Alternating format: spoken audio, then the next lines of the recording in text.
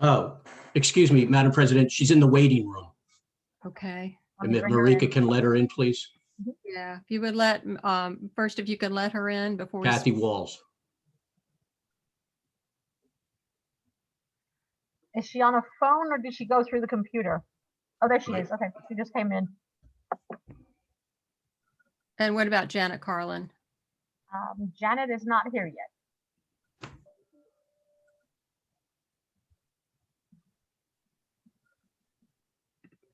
Okay. Okay. Well, Well, let's just go ahead. Okay, you are recording. Okay. Good evening, everyone. This is a special Newcastle City Council meeting. We're talking about two topics this evening. One, our annual audit, and then secondly, a council discussion on a MSc Charter change. I'd like to welcome you this evening. Joining me are other council members, Suzanne Souter, Michael Platt, Valerie Leary, and Russ Smith.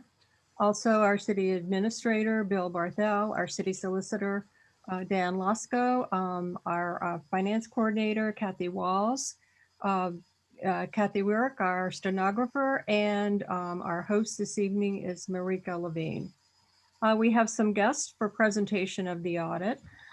We have Vince Barbone, who many of you are familiar with. He's been basically the partner in charge in managing the audit, and then the person who actually did the audit, Nicholas Bassino, both with Wisman Giordano. And so at this point, I'm going to turn it over to our city administrator to do the introduction. Okay, thank you, Madam President. Yeah, basically, as you know, and as a number of you on council know, we try to bring the audit to council pretty much this time of the year, every year. And Kathy and I and Janet Carlin met with Nicholas and with Vince earlier today. And of course, we were able to get the packets out to you folks for this meeting. And aside from that, I think that you'll hear that things look pretty good from a financial perspective, but don't take that from me. I'll just give it over to Nicholas, and unless council has any questions, and Nicholas, if you want to start your presentation, that would be great. And I would like to make, excuse me, before Nicholas start, one comment. Council and staff have a hard copy of the audits in draft form, but if we pass a resolution approving it tonight, then it will be published tomorrow or soon thereafter in full final form. So certainly the public is certainly welcome to view it there. So Nicholas, I'm going to turn it over to you. Okay, thank you. Before I start, just want to say thank you to the council for having us perform our services for the city. We value the relationship, and we appreciate it. I believe I heard everybody has a copy of the report. So what I'd like to do is, and I'll try to reference where I'm at as much as possible, but please feel free if you get lost to let me know that, and I will make sure we get you back on track.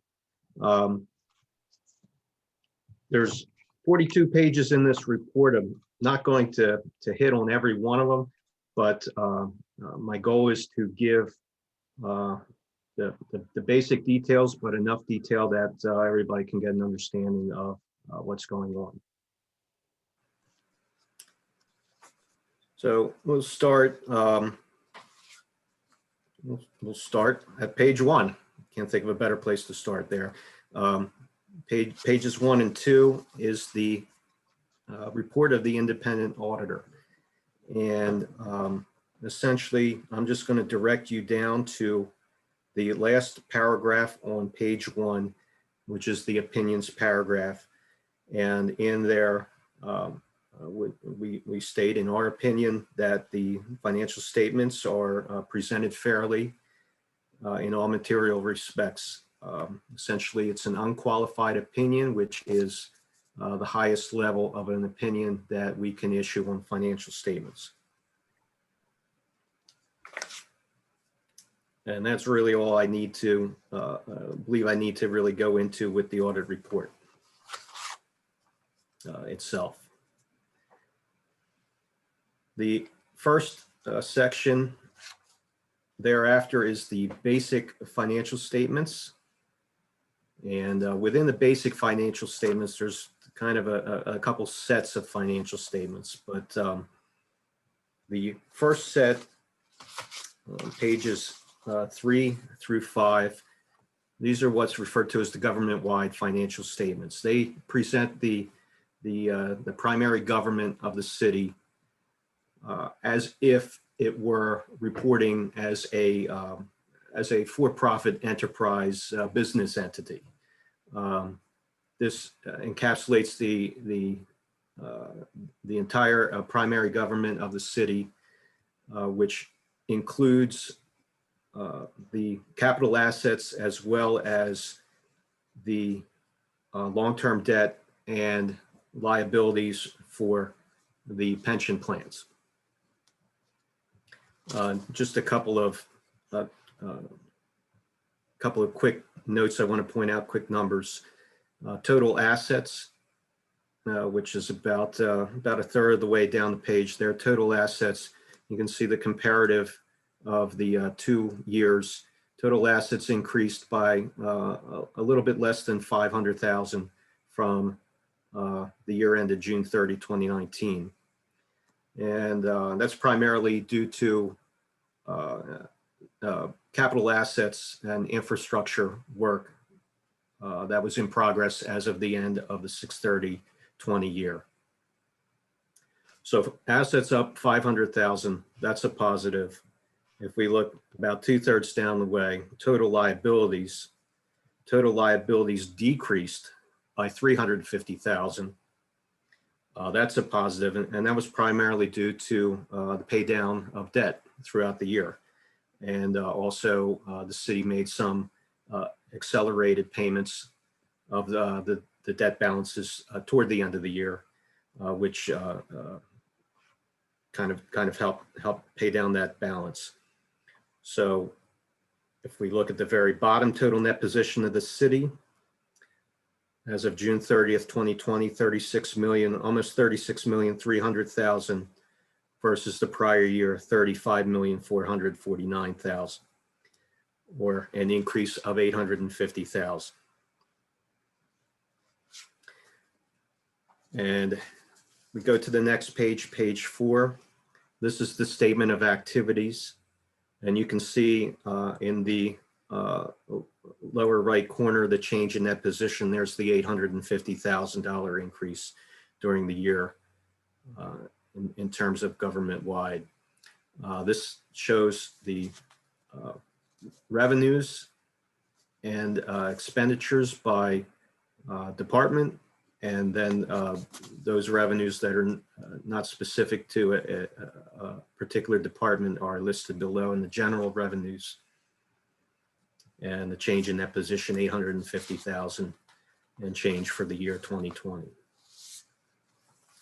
The next page, page 5, is this same statement of activities, but for the year ended 6/30/19 for comparison purposes.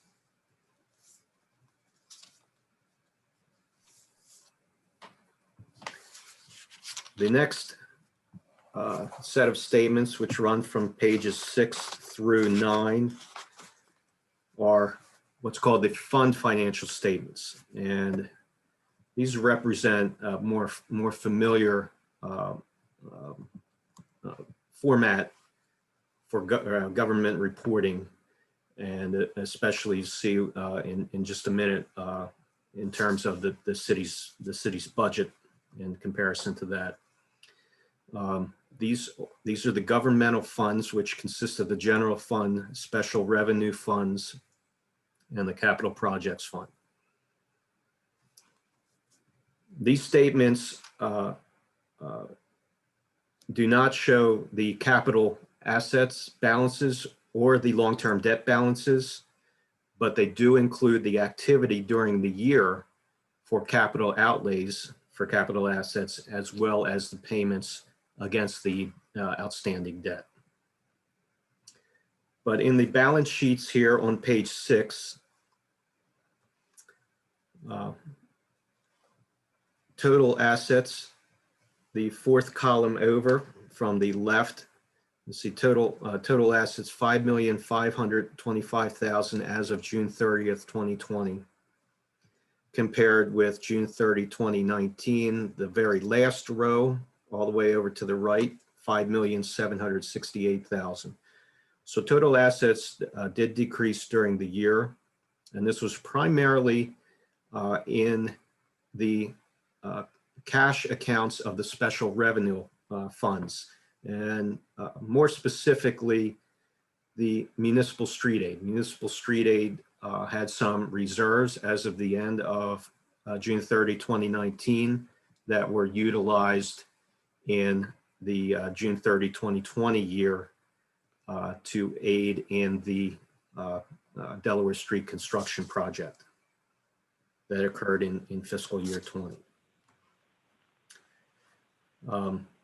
Liabilities decreased by about 77,000.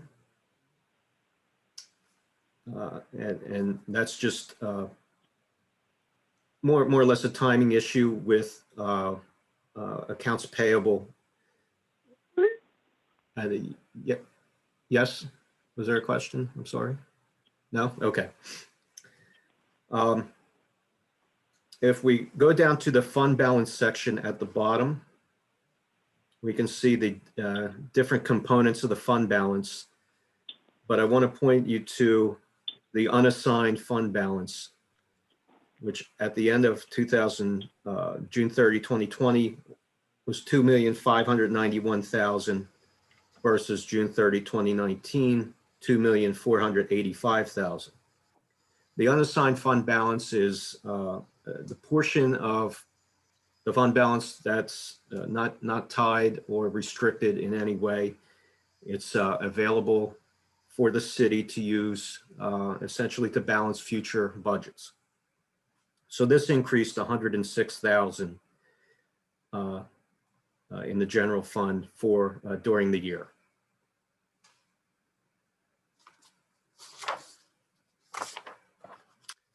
Page 7 is a reconciliation of the balance sheet that we just looked at and how it brings it back to page 3, the statement of net position.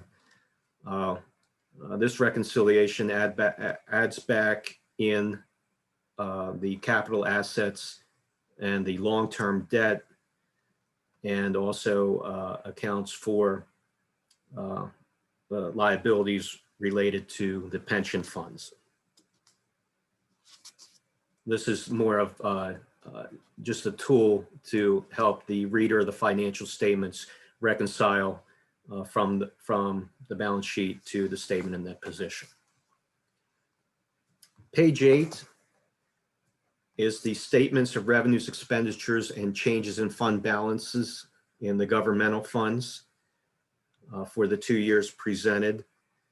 And this page right here is what is most follows the city's budget in terms of formatting and layout. We have the revenues by type at the top section, expenditures by department. And total revenues for the year ended June 30, 2020, 5,218,000 versus the prior year, 5,013,000. So that was an increase of over 200,000 for the year. And a lot of that was from collection of property transfer taxes, as well as permits and license revenue. Those two line items are above, and you can see the increases in each. The other lines are plus or minus, but those were the big increases for the year. The expenditures, total expenditures, 6,061,000 versus the prior year, 6,365,000. So that's a decrease in expenditures of a little more than $300,000 for the year ended June 30, 2020. And that's primarily due to capital outlays, capital projects. The city did have almost $1 million in capital projects, but the prior year had almost $1,400,000. So there is a big change there. Somewhat slightly conversely, the city paid down serviced more of the debt in June 30, 2020 year than in the prior year. But ultimately, the expenditures decreased by $300,000.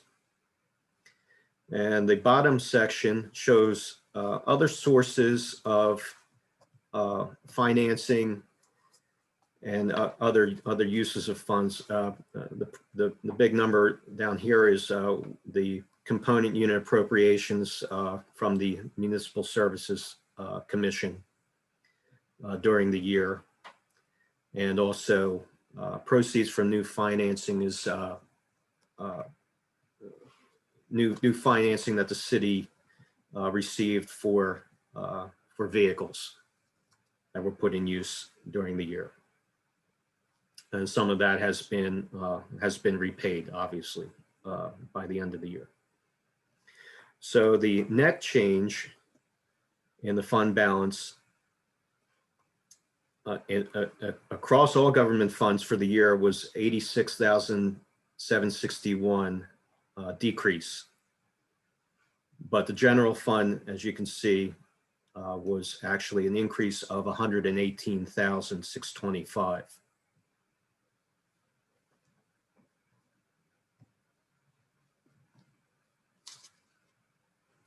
So the general fund did, in comparison to the prior year, which was a deficit of $415,000. So that's a swing in the general fund of over $500,000. And overall, $86,000 deficit versus $324,000. So that's almost $240,000 swing.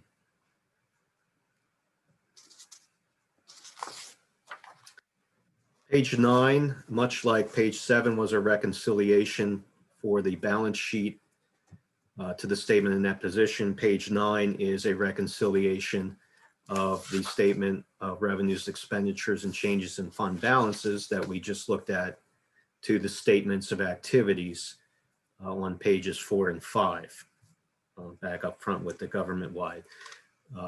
This reconciliation takes into account the funds used for outlays of capital expenditures, as well as financing of debt, and also changes in liabilities in the pension with regard to the pension funds.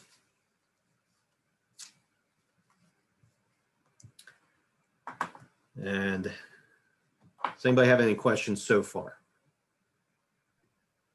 This is Council President Ratchford. I just wanted to mention that our treasurer, Janet Carlin, and our city clerk, Brian Whitaker, joined shortly after I gave the introduction. So they're also here. Are there any questions from council or from any staff or our treasurer?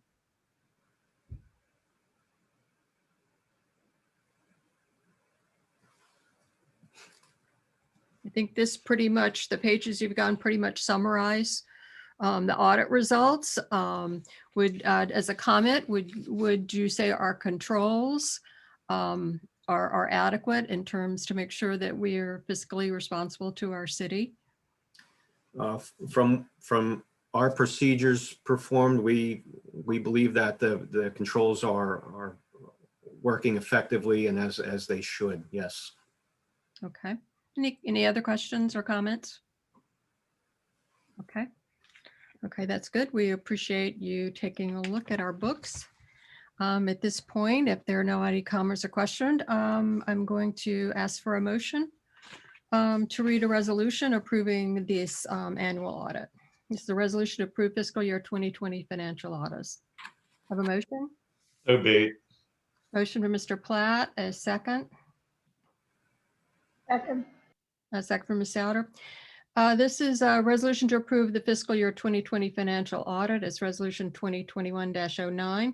Whereas the firm of Wisman, Giordano and Associates completed the fiscal year 2020 financial audit, and their representative has reviewed the draft audit with the City Council at a public meeting held on Tuesday, February 16, 2021. Now therefore be it resolved that the City Council hereby approves the fiscal year 2020 financial audit passed the 16th day of February 2021. All those in favor indicate by saying aye. Aye. Opposed? Okay, the financial audit has been approved unanimously, and I want to thank Wisman and Giordano for their hard work on this, and also staff. I know there's a lot of work on the staff. When you have an audit, they have to get all the paperwork together. So thank you very much to all of you. Yeah, and I just want to point out that as expected, we had a very good experience with staff helping out. Kathy and the other individuals in the City Hall were very quick to respond to emails and phone calls and whatnot, and kind of made our process, considering the conditions, as smooth as it could be. So we definitely appreciate that. Okay, well, thank you very much, and thanks for coming this evening. Thank you. Okay, we're going to go on to the next agenda item, which is a discussion of the MSc Charter. I'm going to provide a little bit of background on this topic. As you know, there are 3 MSc commissioners, and currently one's appointed by council, one's appointed by mayor, and one's appointed by the trustees of the Newcastle Common. The trustees sent a letter to MSc and said they no longer wanted to make an appointment, and their current appointee, which is Alan Hansen, his term basically ends and on March 31st. So since they do not want to make an appointment, there has to be a decision as what to do about that appointment, and it has to be changed in the MSc Charter. According to their attorney, Mr. Hansen can continue to serve until there is a charter change, and sometimes charter changes take a while, but in the past we've been requested to have, by the Lieutenant Governor, to have any requested municipal city charter changes and basically submitted to the legislature by March or April in the year so that they could consider it and get a vote done by June. So in doing that, we need to look at options. Obviously, it's in the MSc Charter, and they have been reviewing the options. I will tell you that if you look at the other relationships between a city and the actual electric operations and or water operations around the state of Delaware, in most cases, the utility is part of the organization of the city, like in the city of Newark would be an example. In the case of the city of Lewis, which is more akin to what we have, they have a separate commission. Their commissioners are elected, and the mayor automatically serves on the commission. So in looking at these issues, had a lot of discussions with the mayor and with city administrator and our city solicitor. We looked at options to increase our participation on the commission in the sense of providing more of a perspective, because we work together very, very well, and we want that to continue. We're fortunate when there's an emergency, it's all hands on deck, whether in public works, the police, MSc, city staff, and so it works very, very well. But as we move toward looking at a municipal campus, and as we also faced more challenges, we thought that it made sense to have someone on the commission who represents all the people and then also represents the city. And since the mayor was willing to stand up and basically take this role, and it takes a person in this type of situation, it made sense to continue from that standpoint. So MSC did provide a proposal where their alternative was to basically have the two commissioners appoint a third commissioner. There would be council appointment, mayor appointment, and appoint those two, which is apparently pretty frequent in arbitration, but we didn't really feel that that was the situation we were dealing with. They were really talking about a commission, not an arbitration. And so it made more sense to have the mayor as a role. So at the next election, whoever is elected mayor and whoever runs for mayor would know that one of the responsibilities would be to actually serve on this commission. And just like right now, one of the responsibilities of the mayor is to chair the Board of Adjustment. So that would make sense to make this change now. It would solve the problem of fixing the charter, and then we could move forward, and it would just provide opportunities for us to work together, because I think the communications would just be better if someone is serving on the commission. Mayor, have you joined us? Is the mayor joined us this evening? Okay, I was expecting the mayor to be here. He's there. He's there. He's here. There he is. Sorry about that. I was expecting the audit conversation to go a little bit longer. Well, it is, but I was just going to include you in early in the conversation.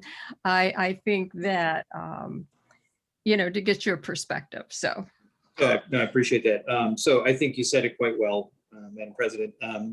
Look, the goal here is to more closely align the work of both organizations, but one is distinctly different from the other. One does have the elected leadership at the city, the mayor, the council, and those priorities that are set, and the comprehensive plan. And I think that all those things need to at least be, the closer we can be aligned, the better.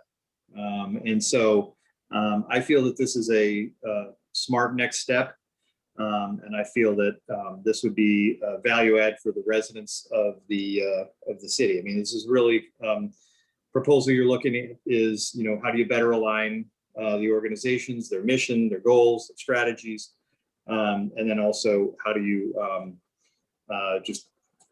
execute on that in a way that's as efficient and as effective as possible. So thank you. Thank you, Mayor. This is Council President Ratchford. I also want to comment that MSC also proposed, they had the choice, and their proposal was the arbitration type proposal, but then also second would be a position where the mayor could serve or the mayor could appoint.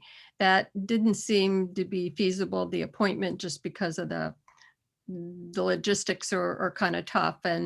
And so it seems like it really should be the mayor, and recognizing that there is more of a role if you're president of the commission versus on the commission, like in case of council. If you're council president, you have more work than if you're on the council. It doesn't mean that you couldn't bring up your own issues and work on your own issues, just that it's just the nature of it. So there could be a decision that I would say generally the mayor willing to serve, the mayor would probably end up being chair, but if there was some reason, because they are elected annually, there's some reason that a mayor didn't want to take on the additional day-to-day type responsibilities, there's still that option in there. Although that's something we all have to discuss, because this is really council's first opportunity to discuss, and then the commission itself is going to discuss later on this week. So I'm going to ask Dan Lasco, our city solicitor, just to kind of walk through some of the components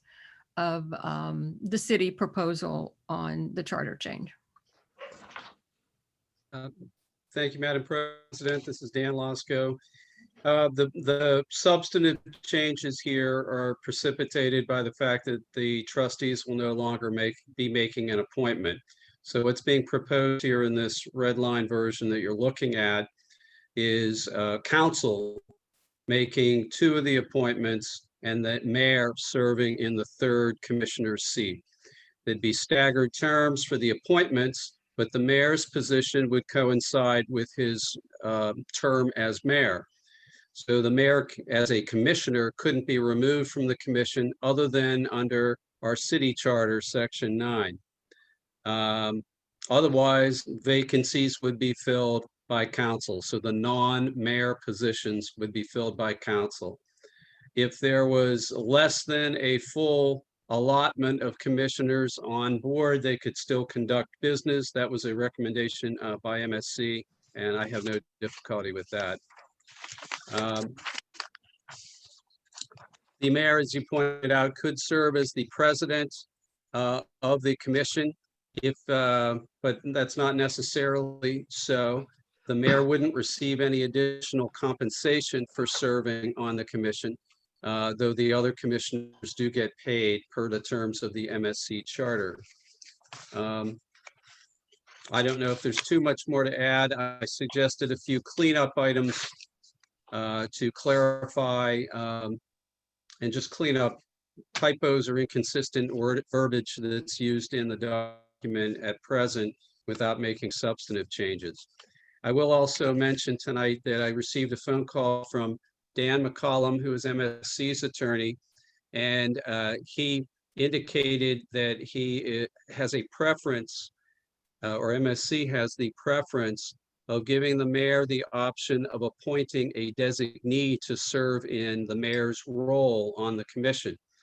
I guess the thought is that the work of a commissioner can be time intensive, and if the mayor didn't have the time or the inclination to be deeply involved in MSC matters, he could designate a third party to serve in that same role. That's not in this draft that you're looking at. I'm telling you that that was something that that was MSC's main comment on this draft. Are there any questions for me?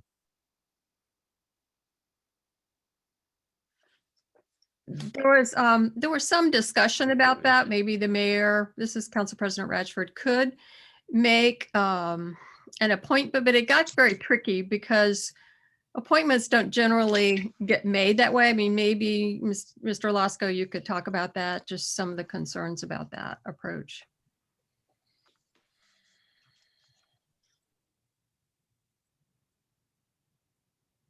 Mr. Lasco, when we had a conversation before, you made a comment Oh, that would be difficult about the I appointment. thought that was,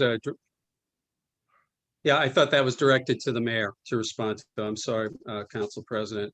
I guess the question then becomes, it would require further changes to this charter, because now you're not talking about removal of the mayor under section 9. You'd be talking about if the mayor were removed, his designee would still remain. There'd have to be another mechanism for addressing that. So that's one complication that comes into play. Another issue is that essentially you would be creating a mayor's appointment, and I don't think that that was the feeling that you wanted to pursue. I don't know if there's too much else in the way of complications by using a designee. The mayor, whoever runs for mayor, would have to simply recognize that taking on that position involves working with the MSC Commission. Mayor, do you have a comment? Yes, Madam President, and I agree with what Mr. Lasco said, especially right at the end there. I mean, look, when you take on this job, when you take on running for council, there are certain duties and responsibilities. When you take on running for mayor, I don't get to pick and choose whether or not I want to serve as the chair of the Board of Adjustment. I just do. I mean, that's just part and parcel to the job. And so this would be an added duty.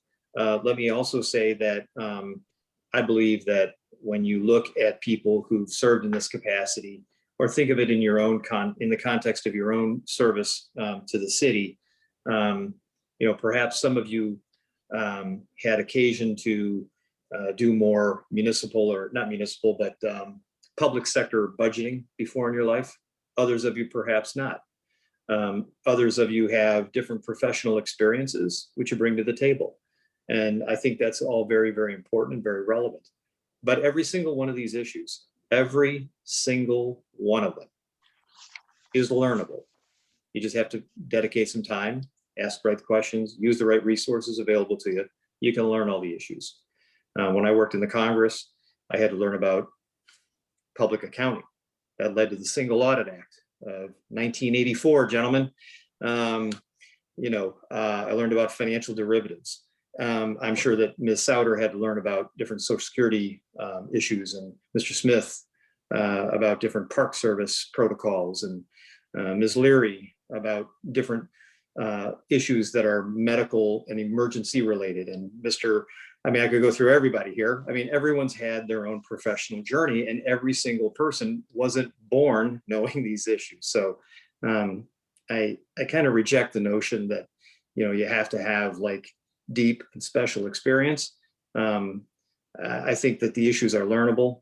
And I'm also resourceful enough and I think that people who run for this position should be resourceful enough to go find the right information should they not have it at their fingertips, or be open to learning and then trying to provide good judgment. That's what we want out of boards and commissions. Sometimes we want a little professional experience. That's a bonus, but what we really want is good judgment. Thank you. This is President Ratchford. I also want to mention that MSC did make a proposal where, as they said, well, right now, council could appoint the mayor as their appointment, but that kind of fell into the same category as just having an appointee for the mayor to appoint instead of serving on the commission, because we felt that was basically in contrast of what we wanted to do, which was to have a permanent seat to increase the communications. I think that it gives you a broader view in terms of looking what the city needs are, as we, like, for instance, in the past, we've worked together on tree trimming. You do tree trimming for utility lines, and you also do tree trimming for city needs, so it's not in someone's house or whatever. We have a tree advisory commission.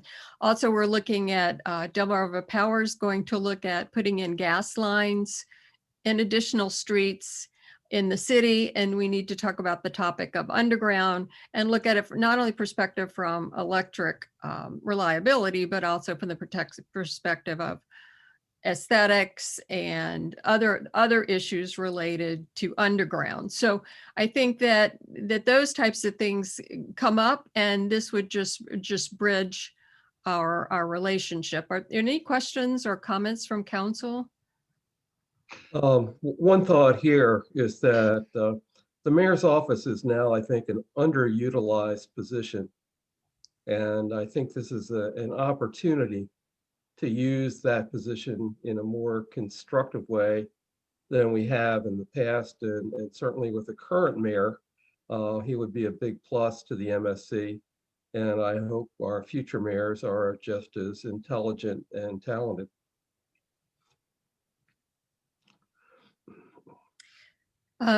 If there are not any other comments or questions from council, well, I do know. Madam President, I have a couple.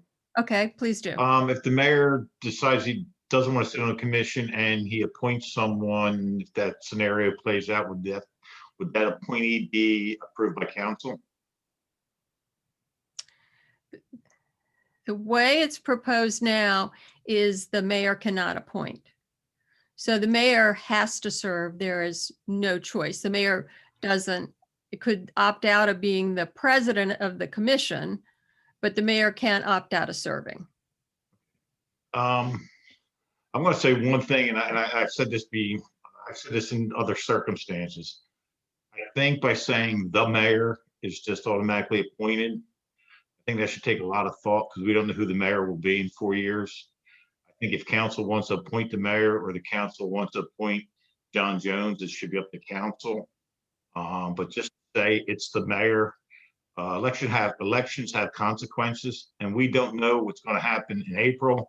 We don't know what's going to happen in April 2 years from now. And just saying the mayor scares me. I would have no problem appointing this mayor right now if that was council's option. But as far as the mayor, that's scary. Well, I will note that the two things. Council would have the other two appointments. So the majority of the commission would be appointed by council on a two-year term.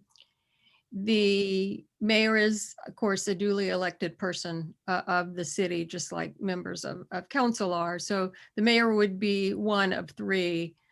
And, at that point there would be, I would say, some balancing of appointees.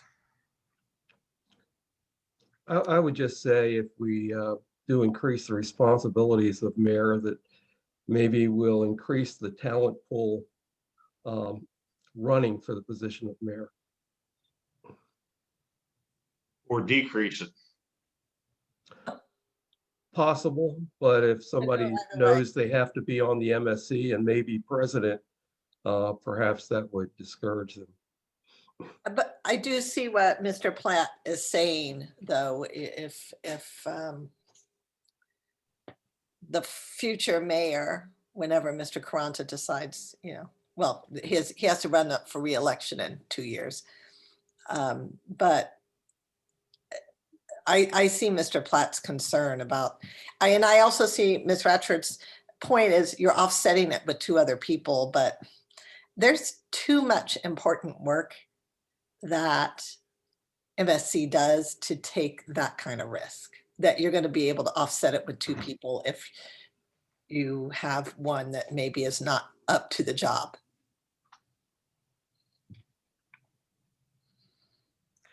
So the way that some of the discussion that we've had is it would not make sense to have a council member serve on the commission because the council members already have a lot on their plate. Not only the council president, certainly the council president had a lot.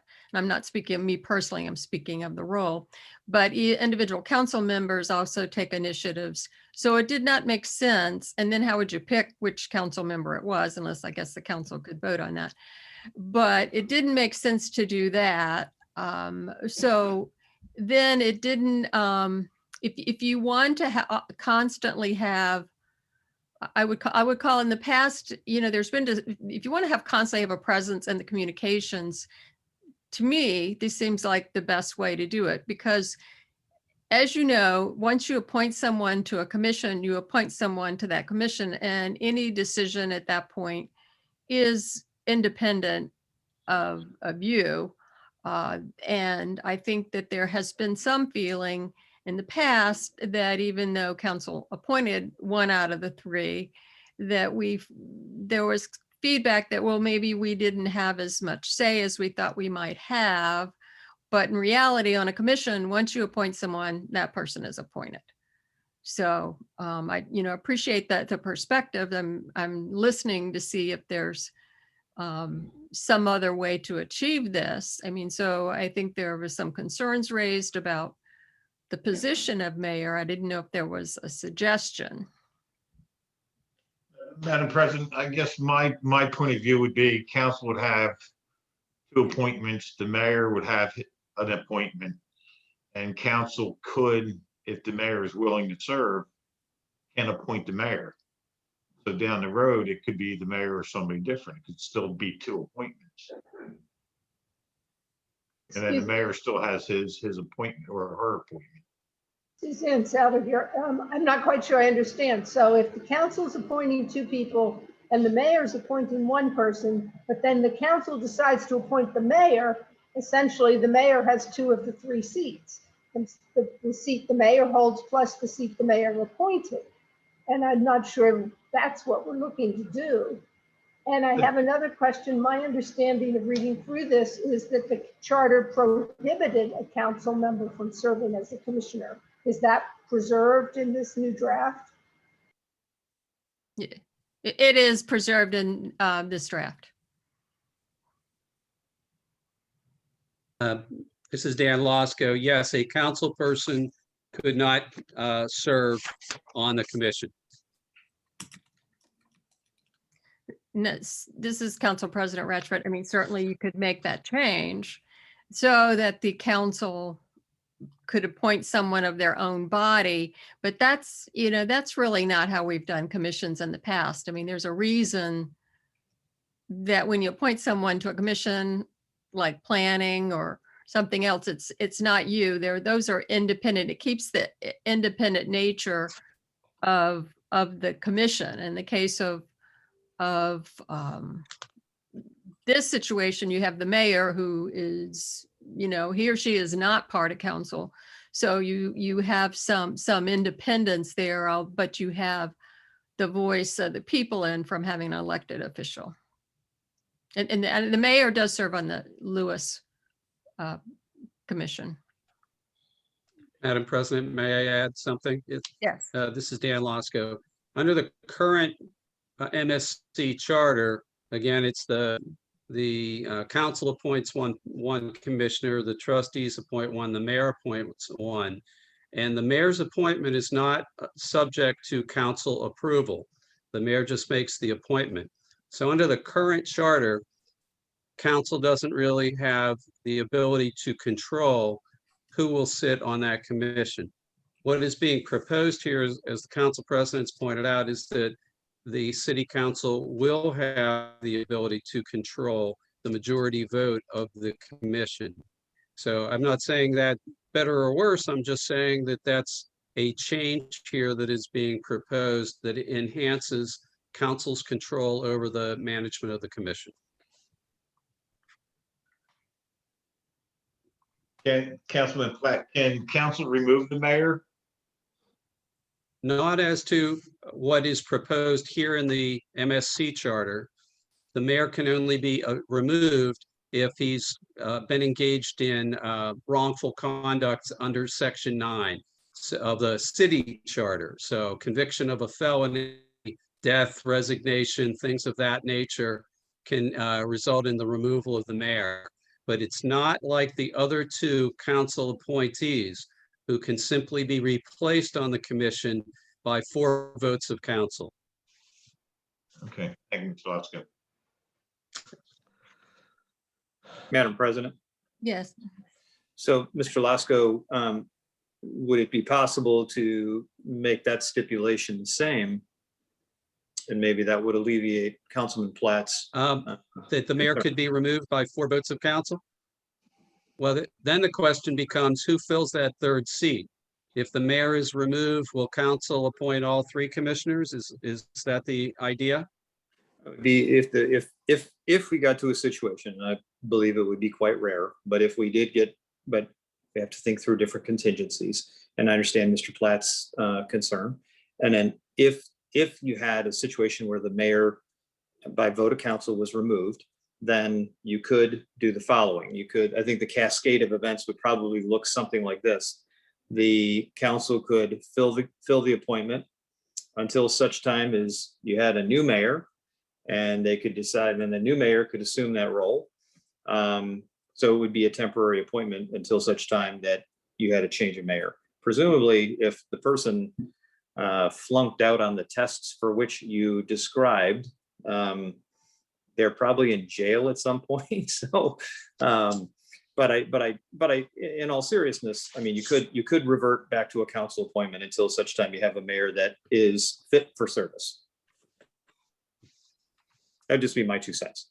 I don't know if that satisfies Mr. Platt's concern, but I think it might. So I'm gonna make sure I understand this as council president. The proposal that is being discussed is that, so the mayor would automatically be on the commission once they were elected, but if council didn't like what they were doing, they could remove them from the commission and then make a substitute appointment? Is that what you're saying? I didn't, this Councilman Platt, I didn't say that. I don't know where that really kind of went. I just asked if he could be removed, but I never thought about once you remove him, how do you replace him if it's only the mayor that can serve that spot? And I guess that's what I'm saying. I'm just, I like to think 5 years, 10 years down the road. And I guess that's where I'm looking at this. I see Councilperson Salver's point. Yes, the mayor could technically come up with 2 himself and an appointee, but that could happen in this situation, or it could happen anywhere. I guess the thing I'm trying to say is the next mayor that gets elected may not be qualified. And yes, the job can be learned, but is it a 2-year curve? Is it a 3-year curve? Or is it a 6-week curve? Nobody will know who's going to be elected. And I just think by throwing that title, by putting the title into a seat, not the correct way to do it. I think there should be a discussion with council. Council should have 2 appointees and the mayor should have a 3rd. That's the way I feel about it. Well, could the mayor appoint themselves? I guess so. Well, no, because council would still have 2 appointees. Yes, I guess the mayor could. I wouldn't see a problem with that, I guess. That's the point. Madam President, Yes. I don't know how much longer this discussion will go on, but is there any reason we should keep these poor auditors here for this discussion? No, they certainly don't have to stay. They're probably We're hanging done with around the out of, audit. They don't have to hanging stay. around out of Thought they were politeness, I'm sure. interested. The But, only they're the welcome. only You know, reason why we're here, But the you only re- go have dinner or something. This is our last topic. The audit will not come back up.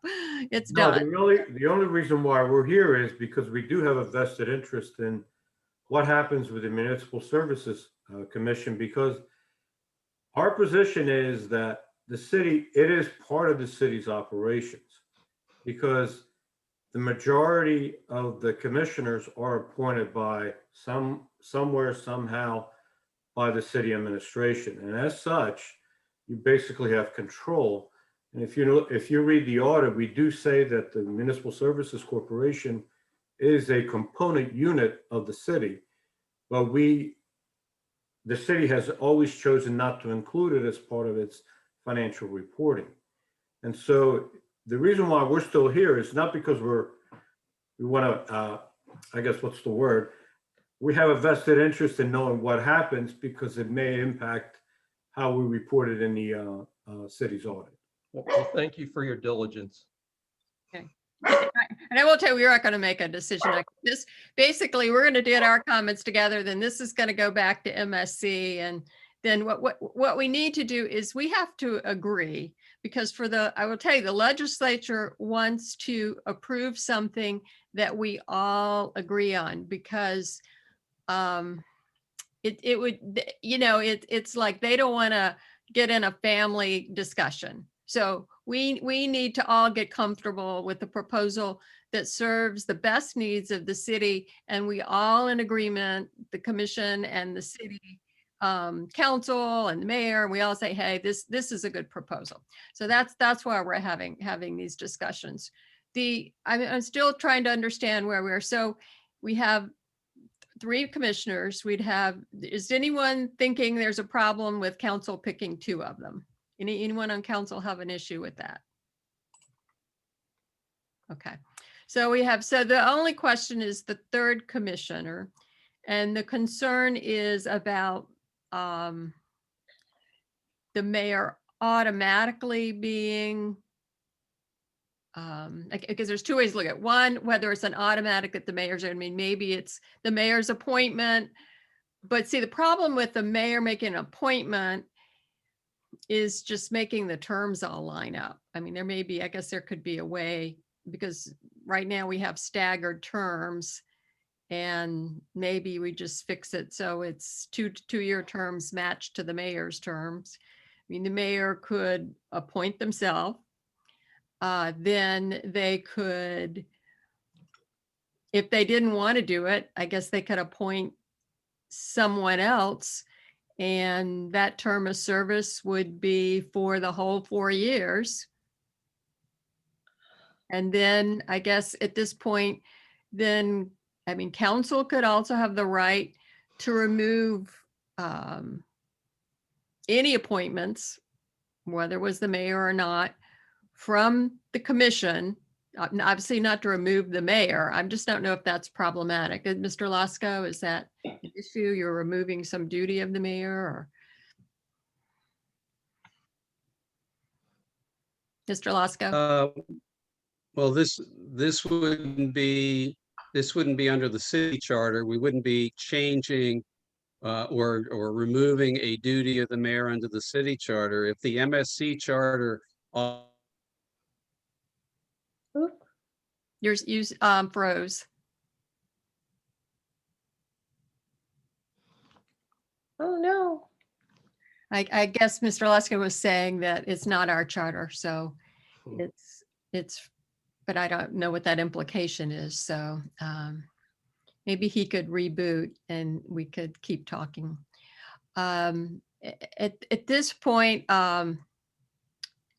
so are the concerns I'm hearing really about, I guess there are two concerns. I mean, one is if the mayor didn't want to be on the commission, is that, and then the other concern would be if you had some concerns about the mayor's job, then does council have the ability to remove by a vote of 4-1, which is usually hard to get a 41 on a removal, but that's typical of other approaches. So it would have to be, I guess, a really serious situation that you would be in a removal situation. You'd have to have a super majority. Are those the two issues I'm hearing? Good night. Madam President, Mr. I Smith. think the one issue is concern about the basic competence of our mayors, whether the people of Newcastle will elect competent mayors or not, people who can handle positions like that. And if we need to have that safeguard of being able to remove the mayor from the commission, I guess we can go with that, but that seems like a basic issue. Madam President. Yeah, yes, Mr. Mayor. So I have a suggestion. I think it maybe there's a couple of conversations here that are going on. I think we've kind of, I think hopefully satisfied the discussion about removal. As far as service, my recommendation after listening to all of you would be the following. Could have the mayor serves, the mayor or his designee. That kind of, now that gives the mayor the option. If the mayor does serve, then the mayor has no appointment because it's that person or his or her designate. I'm using his in the generic sense. His appointment is gone. The mayor serves or gets a designee. Or you could say the mayor serves, or you forfeit that and that reverts to council, and council then makes 3 appointments. That's easier. That's keeping it simple. Ms. Leary, could you expand on your Well, I comment? just think what the mayor said is it's either the mayor serves, or if he declines to serve, the third appointment goes to council. That just makes it much simpler. But again, Mr. Smith hit the nail on the head about there's, a potential confidence issue in any future mayors, depending on who's elected. And I think that's why there's a hesitancy to just put it all on the mayor. Right now, that's not an issue. But how is that any different from confidence in our citizens to elect council members? Well, same things, same thing. So. It's a good Hey, folks, candidate. this is Dan Losko. I lost my connection, so I've called in here. Okay. I forgot where you were when we lost you. I think it was having to do, we were just talking about, I mean, Mr. Mayor, would you repeat what you said? I guess as an approach. So it seems like we've got a couple of different pieces of a conversation going on. Solicitor, I think we've perhaps resolved one. Removal is pretty clear that there is a process for removal. I would say on the appointment piece, what I said after listening to the discussion, I think you could perhaps consider setting this up in a way where the mayor does serve. It is a requirement of their job, no different than chairing the Board of Adjustment is. If, however, the and you could set this up in any number of ways. Set this up where the mayor serves with the approval of council, and or you could do this where the mayor or his designee serves, or you could set it up where the mayor serves, and if you don't elect to serve, then the mayor forfeits his or her option to appoint a commission member, and there the council would appoint the 3 commissioners. Suzanne's out of here, but then we have no balance. If the council had all 3 slots, then you don't have the balance of having at least some other person or body making at least one appointment. Well, if it were, okay, and that's a fair point, you could say then it would be someone from the executive branch or from the administrative part of the city government, that's the way that this is presently set up. Council is the legislative branch, and the mayor and the city team and staff are the executive branch, so to speak. It's a little oversimplification, but you could say the mayor of the city administrator. This is council president. Well, actually, the city administrator reports to council. So That's true. So, and I don't see, in no other situation would staff be appointing someone to commission. They might give us some ideas. So I think Ms. Souter makes a point that, and if you look at all our other commissions, basically they are a mix. Usually it's council has the majority. So it's 5-person commission. We tend to prefer like 5 people. It's a good number. It's an odd number, and it's enough people, in case some people don't show up, other than planning, which has its own rules. But so you have 5-people commission, typically council gets 3, the mayor gets 2. So that you have that balance. In the case of a 3-person commission, you would have, where no one seems to be disagreeing with 2 positions. And I'm also hearing that there is the option for council to remove with a vote of 4 who's ever on the commission, whether it's the mayor or the mayor's appointee. Is that what I'm also hearing? Is the council, is that what you're saying? You're saying just remove the mayor from the MSC commission, not remove the mayor from the position of mayor.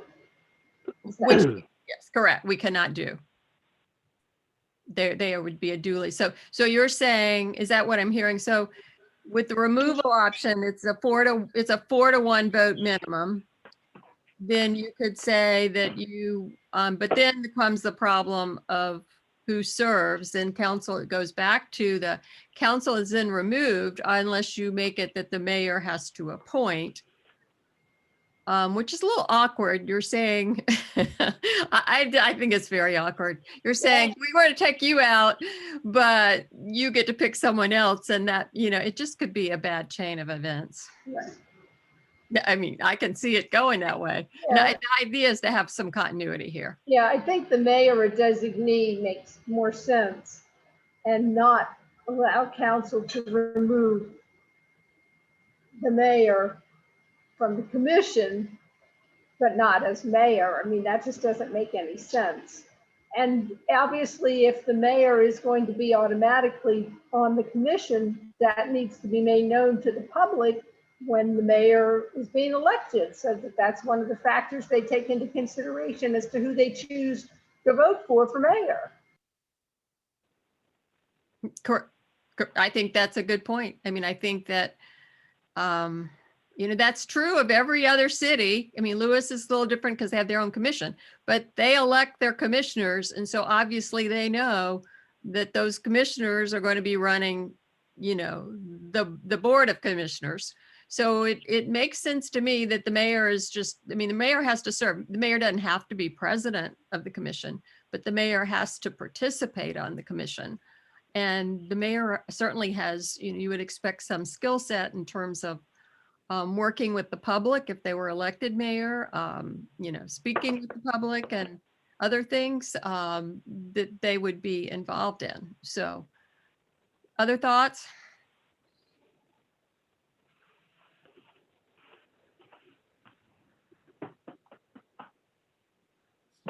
So kind of where are we? I mean, are we thinking, are we back to it's okay if we have the mayor is on there? I mean, do we still want the mayor to have a designee?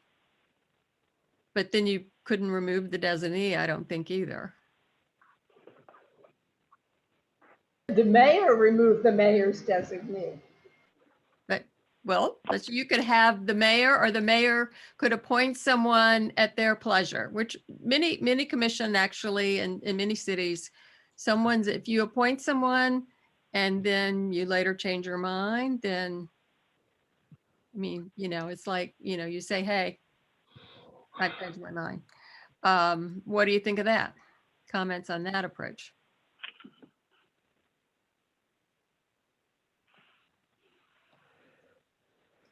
I think Mr. that Lund? makes more sense than allowing council to remove the mayor's appointee.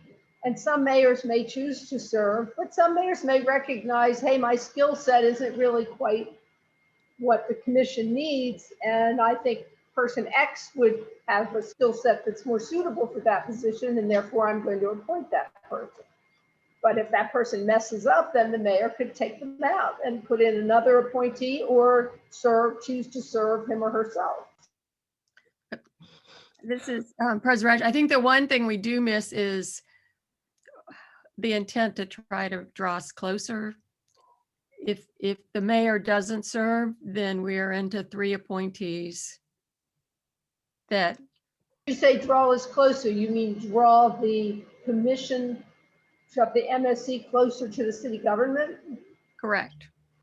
The 2 council appointees don't serve that purpose, because once they're appointed, they're independent unless they're removed by 4 votes of council. Is that right? That's correct.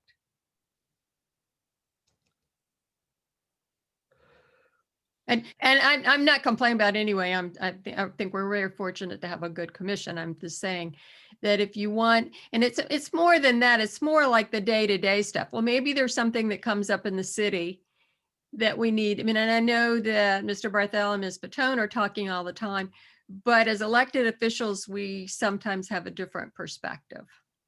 I think that's important. I don't think everybody on the board of GM needs to know how to assemble a Chevrolet. I think in this case, it's just a matter of a perspective, a citywide perspective that the mayor should be able to provide. And that's a good point, because a person that's appointed may not have that. I mean, sure, they have their neighbors and their network, but they hadn't gone on the street and gone door to door and talked to people, nor do they talk to people on a daily basis about concerns they have in the city. And if you end up with a 3rd appointee, you never achieve that. Madam President, may I make a comment? This is Dan Lasko. Go ahead. I think we got off on this track of worrying about the mayor serving on the commission because we might have I'll call it the rogue mayor who's just making irrational type decisions or otherwise being obstructionist or a major problem in some fashion. But your point had been from the outset that you've got 2 votes for council appointees to control that commission and sort of reel in the rogue mayor, if you will. And if one or more of those appointees is also acting in an irrational fashion, you can recall that appointee by a 4-person vote of council and maintain appropriate order on the commission. One of the problems, I don't think there's a real problem there, is really what I'm saying about the rogue mayor problem really isn't a major problem that council can't fix. The second point about the mayor designating somebody to serve in his role is a little bit troublesome to me in the sense that the mayor would be serving under this present proposal for the duration of his term. So if the mayor could designate somebody to serve in his role, we've got a mayor's designee that effectively has a 4-year term, while the other commissioners are on 2-year terms. That strikes me as a little odd. I'm not certain I'm crazy about that concept. But it does certainly place, and this is Ms. Souter's point, especially with an election coming up, it becomes, I know the mayor's not up for re-election here, but this becomes a major topic for the candidates to discuss. What's their experience? What's their interest in MSC? What are their plans for MSC? It becomes a real, political issue for them at time of the mayor's election. Councilman Platter then doesn't become a single issue. Does it become what? A single issue. If people are that engaged, or they just worried about MSC, not the rest of the city. I mean, it's I don't know. Like I said, I think everybody's made a lot of good points tonight, and I'm just against appointing the mayor, or the mayor filling the slot. I think council appointment to the mayor's appointment probably worked the best. So, Mr. Platt, are you against the mayor serving on the commission? No, I think the council can appoint the mayor if we had to. But like I said, elections have consequences, and we joke about this among certain people, and you say that could never happen. But 8-10 years ago, we had a three-way tie. So I believe anything can happen. And that's why, using Mr. Lasco's term, a rogue mayor. I'm not even saying a rogue mayor. He could be an a mayor that's financially responsible. He may be able to take care of neighborhood problems. He may be able to identify certain issues, but maybe MSC is his cup of tea.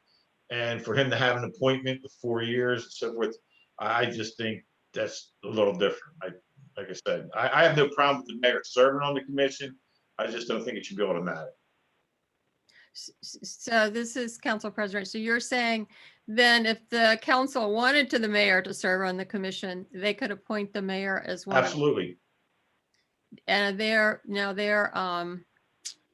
I guess, and then you'd have to line things up so automatically that appointment would come out.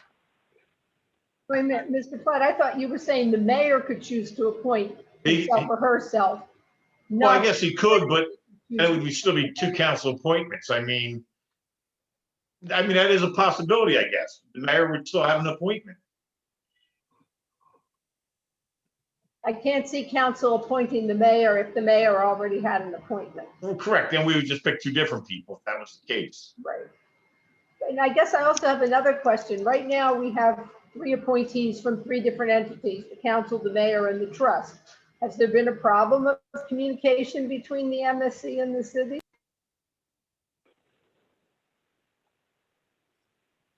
Well, no, I'll refrain. The mayor has a comment.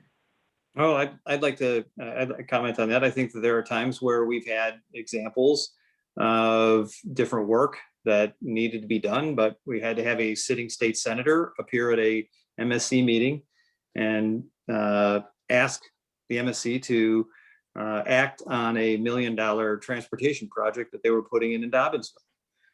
And the Senate Majority Leader had to show up at an MSC meeting. I had to go to a MSC meeting to talk about the importance of putting underground utility service on the once in 50-year project that we have presently going on Delaware Street. I've got a whole list of about 4 or 5 other things too, but I would say that there are things that need to be more closely aligned. And so I do think there are some communications issues. I do think there should be better alignment between the role of the MSC and the larger city interests and the larger comprehensive plan, and with the elected leadership of the city.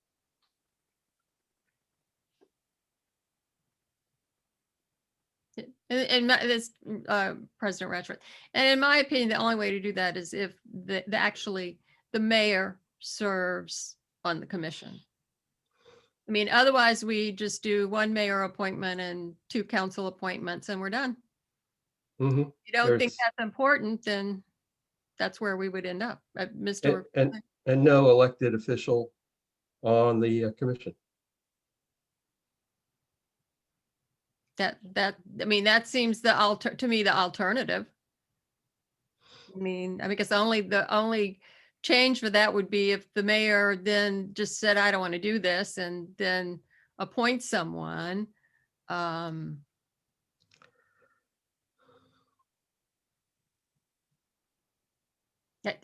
think we miss an opportunity if we don't put an elected official on the commission. That's my opinion. So other thoughts?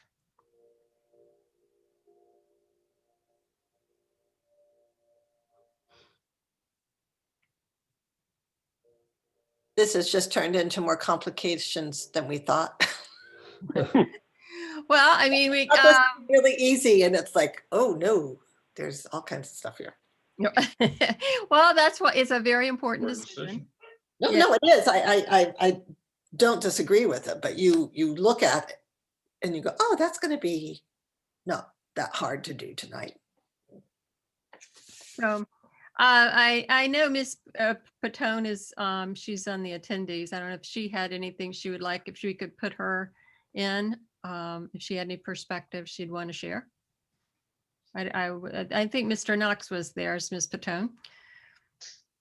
Hi, yes, I'm here. Can you hear me? Yes. Yes. Well, I think you've all touched on the same things that the commissioners have been talking about since the trustees communicated their thoughts. You know, some of the concerns about power in one group or the other. I think Ms. Souter brought that up. Excuse me. And then Mr. Platt's comments were kind of in alignment with some of the comments as well. My question was though, when you were talking was, did the council receive a copy of the letter from the attorney, the MSC's attorney, and the two proposals that were proposed with that letter? Yes. Okay. I wasn't sure if you were just looking at the revised ones that council was going through. I will say that I think communication can always be improved. And so, you know, any steps to improve communications, you know, is always a positive thing. You know, the commissioners, you know, really are interested in continuity. There's about 37 years of, you know, experience with the MSC on the commission right now. You know, individuals serve several terms. And so I don't know if, you know, that you've been tossing back and forth 2 years, 4 years, 3 years. Currently, it's been 3 years. I mean, that lends to some benefits, you know, working with staff and educating people. But, you know, that's one of their concerns or things that need to be addressed. So, you know, we've made efforts to improve communication with staff. And as you pointed out, you know, Bill and I speak fairly regularly. So any suggestions for improved communications, you know, we're open to hearing. And so as I understand it, we'll be reviewing, you know, at the commission meeting this Thursday, some of the communication that Ms. Ratchford has put forth, and we'll continue the conversation. Is there any questions for me or to take back to the council, or excuse me, to the commission? Any comments? A question, do you think it would be advantageous for the commissioners' terms to be 4 years instead of 2 for continuity and for their learning curve, so to speak, when they first come on the commission? I know some of them have served multiple terms and so have served much longer than 2 years or 3 years, but I didn't know if you thought it'd be advantageous too. I do. I think that 2 years might be a little bit short, you know, for a full year cycle to go through with the organization. You're benefiting from them just for that extra year, and then you might lose them. So I think 4 years would be beneficial. And personally, as this President Rasher, I mean, I have no problem with 4 years. It's longer than our others, but as Ms. Joe mentioned, we typically have a lot of reappointments. I mean, the way it works now, you have the 3 appointments. So basically every year there's an appointment. So you end up in the situation when they're electing a president of the commission, you have only one person that just got there in the worst situation. Whereas in a 2 year, you might end up with one person that only been there 1 year. and 2 people that just got there. So, that is certain some, I mean, you could go to 3 again too, but it gets a little clunky if you try to match it to the mayor's term. If you kept the 3 and it was not the mayor, then you would have, a council 1 year, a mayor 1 year, a council 1 year, another council, so it would be, you could still stagger the 3 years. The hard part becomes when you insert the normal mayor's term, which is a 4-year term, which for reasons we went to 4 years because of the problem of discontinuity and staggered terms and same kind of interest. So I have no problem with a 4-year situation. So any other thoughts, Ms. Patone? No, I do not. Thank you. So, okay, any other comments? This will go before the commission on Thursday. It's a public meeting if you want to join in. I know the mayor and I certainly plan to attend. Sorry, what time is it on Thursday? It's 10 o'clock Oh, in the morning. Pam, Yes, I'm sorry, could you send me a Zoom link to that? I'm at work, but I can try to, yes, I can. thank you. Ms. Patone, if you could maybe send it to all council members, that would be I will whoever. do that. Okay. All right. Well, this has been a good discussion. I think it is an important topic to address. So any other comments? I'm going to go on, and I will at this point open it up for general public comments. And if you have a public comment, raise your hand. Okay. I So, make a motion to adjourn. okay. Seconded. All right. All those in favor indicate by saying aye.